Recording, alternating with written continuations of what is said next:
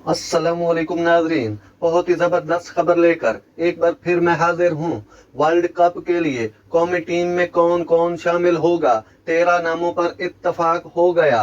ICC cricket world cup के लिए कौमी टीम के थिंक टैंक ने 12 से 13 खिलाड़ियों के नामों पर इत्तफाक कर लिया है।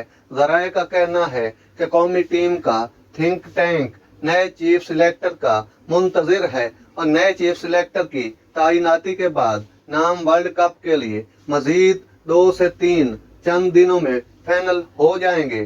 जराये के मुताबिक वर्ल्ड कप की टीम के हवाले से Mickey Arthur, grant ब्रॉडबर्न, Babar Azam और हसन चीमा में इब्तदाई मुशावरत हुई है।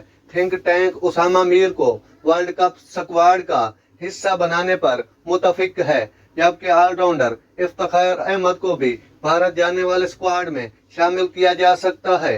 जराये का बताना है कि थिंक टैंक ने बाबर आजम, फखर जमान, इमामुल हक, मोहम्मद रिजवान, शदाब खान, हारिस रऊफ, नसीम शाह, शाहीन अफरीदी और आगा सलमान के नामों पर इत्तफाक किया है, जबकि मोहम्मद वसीम जूनियर को भी वर्ल्ड कप स्क्वाड में शामिल करने पर गौर किया जा रहा है। जराये के मुताबिक वर्ल्ड कप स्क्वाड के लिए शान मसूद, अब्दुल्ला शफीक, सरफराज अहमद, सऊद शकील, मोहम्मद हारिस और तैयब ताहर शामिल हैं।